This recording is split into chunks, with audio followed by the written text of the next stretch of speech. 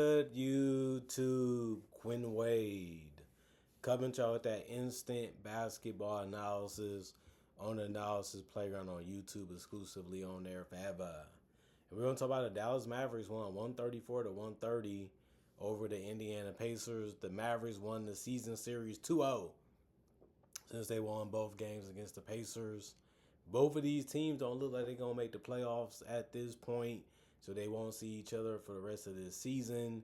The Pacers go to 15 and 43 and 10 and 19 at home.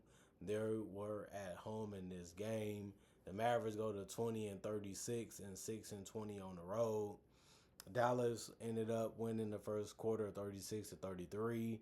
In the second quarter 35 to 33. In the third quarter 32 to 29, but they lost the fourth quarter 35 to 31. But they still won the game by 4 because the Pacers could not make any shots in the last couple of seconds to be able to stop them from winning. They still had to play the free throw game, and the Mavericks was ahead, so it just made sense for them to hold on to the ball and just win it that way.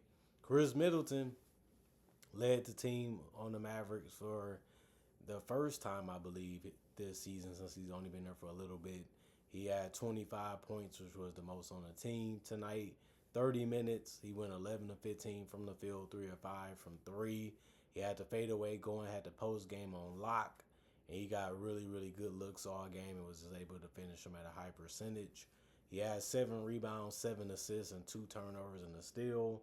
He can play make. He can make quick passes. He knows what the defense is trying to do, and he was able to execute real well in this game.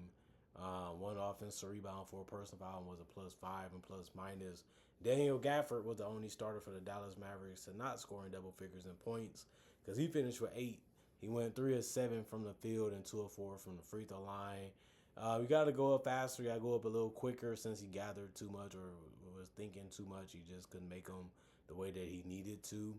But he also had 6 rebounds, 2 assists, no turnovers, and a steal. 3 offensive rebounds, 2 personal fouls, and was a +10 and plus minus. PJ Washington, 37 minutes, ended up being the most on the team. 23 points for him, 8 of 14 from the field, 1 of 4 from 3, 6 of 8 from the free throw line. He had a lot of good looks in this one. He didn't just settle for threes all game. He went to the basket. He was aggressive looking for his shot, and it worked out for him in this one. 9 rebounds for him, the most in the starting lineup. 2 assists, 1 turnover, 1 steal, 1 block. The 1 block was the most in the starting lineup and the most on the team, tied with Brandon Williams. 3 offensive rebounds for him, 2 personal fouls. It was a +4 and plus minus. Najee Marshall, he played 26 minutes. He had 17 points. He went 7 of 10 from the field. He missed his only 3. He went 3 of 6 from the free throw line, 2. He can score that basketball and he can do it efficiently. That's not a problem with him. I just like the fact that he switches it up when he's trying to score, even if it's off the dribble, even if it's off the catch, even if it's in transition. He did have 2 rebounds, 2 assists, and 2 turnovers and a steal. 1 offensive rebound, 2 personal fouls, and was a -1 and plus minus. Max Christie, 31 minutes, 16 points, 6 of 11 from the field, 2 of 4 from 3, 2 of 2 from the free throw line. He can make wide open shots. He can make shots near the basket. He was able to do that successfully tonight. 2 rebounds, 4 assists, 3 turnovers, 3 personal fouls, and a -5 and plus minus. Caleb Martin, 18 minutes, 7 points, 3 of 5 from the field, 1 of 2 from 3. He did a good job of using his handle to create separation to get quality looks. 4 rebounds, 1 assist, 1 turnover, 1 steal, no personal fouls. +1 and plus minus. Big Bagley was rolling hard to the rim and scoring in the paint any type of way that he wanted to. He also went 2 of 2 from the free throw line, 2 of 4 from the free throw line, shot 5 of 9 from the field, finished with a double-double with 11 boards and 12 points in 26 minutes, the most minutes off the bench and the most rebounds off the bench. And he also led the team in rebounding tonight. He's really fast. He's really quick for his size, and he's a good player. 1 assist, 1 steal, no turnovers, 2 offensive boards, no personal fouls. It was a -6 and plus minus. Klay Thompson took the most shots off the bench, which was 11, but he finished 3 of 11 from the field and 3 of 7 from 3. Bad scoring and shooting night for him. It's hard for him to create the space and the separation to be able to get quality looks. Kind of has to rush it and force it a little bit, and that makes him miss a lot of the times. 3 rebounds, no turnover, 1 steal, no personal fouls, and a +3. And plus minus, Tyus Jones, 12 minutes, 2 points, 1 to 4 from the field, 0 to 2 from three. 3 assists, no turnovers, no personal fouls, and a -6 and plus minus. And Brandon Williams, 22 minutes, 15 points. That ended up being the most off the bench. He also went 4 of 8 from the field and 1 of 3 from the 3-point line, 6 of 8 from the free throw line, and just a good offensive night for him. And he's one of their better scorers, and he's been doing it all year, off the dribble, off the catch, driving, shooting, the wide open shot, and he's a good player for them. He also ended up getting them 7 assists in this one, finding teammates in their comfort zones and early so they can attack or they can just score on the opportunities that he gave them with his passing. He also had 1 rebound, 2 steals, and a block. No personal fouls, was a +15 and plus minus. And then you look at the Indiana Pacers, man. Change up in their crew, but they still come up short again. That's the worst part about this season is they play hard, they compete, but they keep coming up short when it matters the most. And that's how they lost a lot of games. 43 total as a recording of this video is their losses. Pascal Siakam, 29 minutes, 30 points for him. He ended up scoring the most points in the game. And he also went 12 of 19 from the field in this one, and 2 of 3 from the 3-point line and 4 or 5 from the free throw line. Of course, everybody trying to make him move, trying to make him think, try to make him guess what he's trying to do or get him out of his comfort zone, and it just doesn't work. The man knows what he's trying to do. Even if you knock him off a little bit or get him off a little bit, he still can make any shot, whether that's the fadeaway, the drives, or the threes, or the pull-ups. He's just that good of an offensive player. He did have 8 boards, 3 assists, 5 turnovers, 4 personal fouls, and 1 offensive rebound.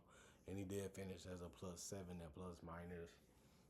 Jarris Walker played 34 minutes, had 18 points, went 6 of 13 from the field, 4 of 7 from 3, and 2 of 5 from the free throw line.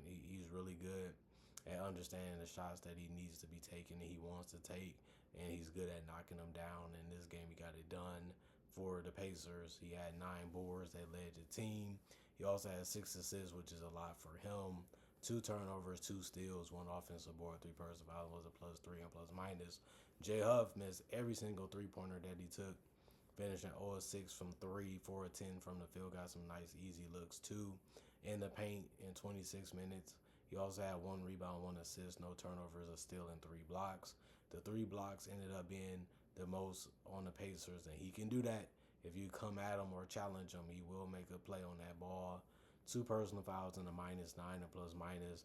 Andrew Nembhard, 30 minutes, 22 points, 7 of 14 from the field, 3 of 6 from 3, 5 of 5 from the free throw line, 11 assists. He finished with a double-double, 20 and 10.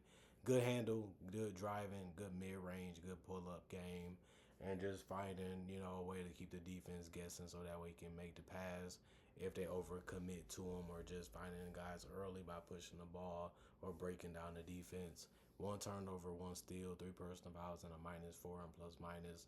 Cam Jones, 31 minutes, 10 points. He went 4 of 4 from the field, 2 of 2 from 3. He can make a wide open shot. That's what he was out there to do, and he accomplished that throughout the entire game that he was out there for. 3 assists, 1 turnover, 1 steal, 2 personal fouls, and a -14. And plus minus, Micah Potter, 22 minutes, 2 points. He went 1 of 7 from the field, 0 of 4 from 3. He ended up having 6 rebounds, 5 assists, 4 turnovers, 2 steals, 3 offensive boards, 2 personal fouls, and a +5 and plus minus. Good rebounder, good passer, solid defender when it's needed, but you just want him to make more shots. And this one, he could have helped his team win, but he couldn't make really anything out there. Kobe Brown, 19 minutes, 15 points, 5 of 9 from the field, 3 of 4 from 3, 2 of 2 from the free throw line. Just really good scoring and good shot selection in this one. Led the team in rebounders off the bench. He also had 1 turnover and a steal, 3 offensive rebounds, 2 personal fouls, and a -10 and plus minus. Ben Shepherd He's out there for his shooting, but he can't score in the paint and he can't score in transition.